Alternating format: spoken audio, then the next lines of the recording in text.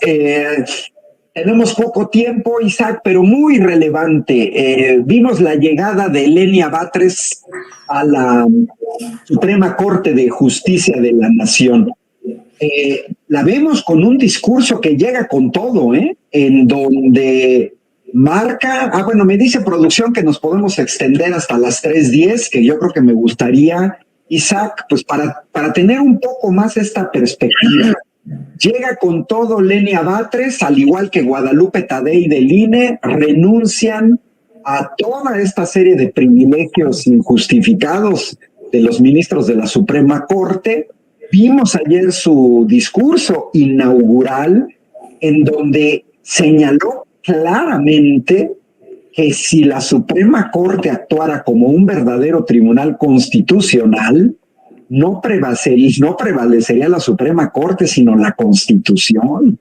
Y además también, Isaac, Lenia Batres, pues hizo referencia a estas intromisiones del Poder Judicial en otro poder, que es el Poder Legislativo, y cierro esta introducción, pues no a los niveles de Javier Milei en Argentina, que llegó a brincarse totalmente al Poder Legislativo, pero sí hemos visto cómo el Poder Judicial ha llegado a extremos tales de querer revertir decisiones del Legislativo, incluso argumentando el tiempo en el que se discutió. ¿Cómo ves esta llegada? Sabemos que está en minoría, lógicamente. Hoy Yasmín Esquivel le da una bienvenida cordial. ¿Cómo ves la llegada de Lenia Batres a la Suprema Corte? Y bueno, esta primera aparición ya de Lenia como ministra, estimado Isaac. Bueno, mi estimado público de Sin Censura, querido doctor Ángel Valderas, y muy admirado. En general, la llegada marca un momento histórico relevante porque tenemos una crisis de credibilidad en algunas decisiones de la Suprema Corte, no necesariamente en todas, pero sí en general. Y luego tenemos una crisis organizacional y también de mucha más profunda hondura en el Tribunal Electoral, en la Sala Superior.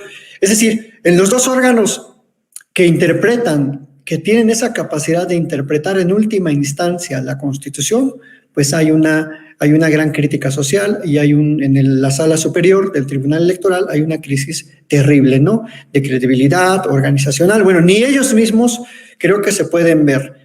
Entonces, esta llegada de un perfil atípico como Lenia Batres marca una forma distinta de ejercer el derecho desde la Suprema Corte. Ella abiertamente es de izquierda, lo ha dicho, se conoce su currículum desde hace más de 20 años como cercana a las causas sociales de la izquierda y particularmente cercana al presidente López Obrador. Esto puede ser algo disruptivo, pero como yo lo he sostenido siempre, quien llega ahí necesariamente tiene que tener ese aval del Poder Ejecutivo, porque así lo dice la Constitución. Entonces, es ingenuo pensar que los ministros, las ministras que en este momento están en la Corte no son cercanas, o son neutrales, o son ajenas al poder político. Pues claro que tienen una agenda política, el derecho en sí es política. Entonces, creo que viene bien una visión muy crítica desde dentro de la Suprema Corte. Efectivamente, ella ha puesto el dedo en la llaga sobre esas facultades que la Corte se ha arrogado para sí de invalidar leyes, metiéndose a lo más recóndito del proceso legislativo, de los procedimientos ante las cámaras, de verificar los tiempos. Y eso es algo que ha instaurado la ministra Piña ya desde hace algunos años. De oficio ha revisado el procedimiento legislativo, cosa que yo no comparto desde luego, porque ningún tribunal revisa de oficio vicios en los procedimientos, ninguno, ni siquiera como lo dice la ley de amparo en materia penal o en materia de agraria, no lo hacen realmente. En la realidad, en los juicios de amparo no se meten así de manera tan minuciosa a revisar si hubo errores para darle la razón a la otra parte. Entonces, creo que ahí tiene razón la ministra Lenia en cuanto a que la Corte se está excediendo en sus facultades de legislador y se está convirtiendo en un, como se le conoce en el argot jurídico, en un legislador positivo, o sea, en un fabricante de leyes, sobre todo porque la Constitución fija reglas bastante claras en cuanto a cómo se deben y cuándo se deben invalidar leyes. Y eso es la crítica que se le hace a la Corte, que no ha seguido esas reglas para la invalidación de las leyes y se ha ido por otros caminos que realmente ni resuelven el problema de fondo y dejan subsistentes leyes que ya ni existían, al anular las nuevas leyes que ha hecho el legislador democráticamente electo. Entonces, es una crítica fundada. Habría que repensar desde el constitucionalismo qué va a pasar con ese tipo de normas y creo que en general ha recibido de parte del sector formalista, del sector buena ondita del derecho, del que piensa que la Corte es el castillo de la pureza, pues claro, ha recibido muchas críticas, que es abiertamente partidista, que es abiertamente de izquierda, pero se les olvida que nuestra Constitución, y muchos se jactan de eso, es una Constitución social. Es una Constitución que precisamente quiere reivindicar los derechos de las minorías. Ese fue el origen de la Constitución del 17, que reformó la del 57, por cierto, ni fue una Constitución nueva. Justicia social, derechos agrarios, derechos de los pueblos originarios, derecho a la educación, derechos de las clases trabajadoras.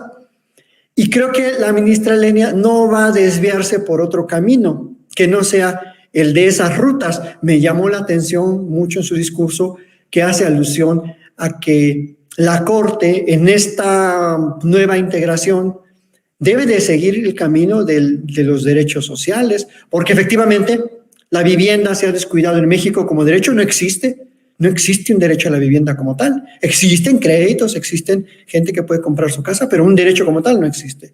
No existe realmente la protección al ambiente en macrocasos que hemos visto de empresas que contaminan, que pueden dañar todo un ecosistema. Ahí tenemos el caso del río Bacanuchi en Sonora.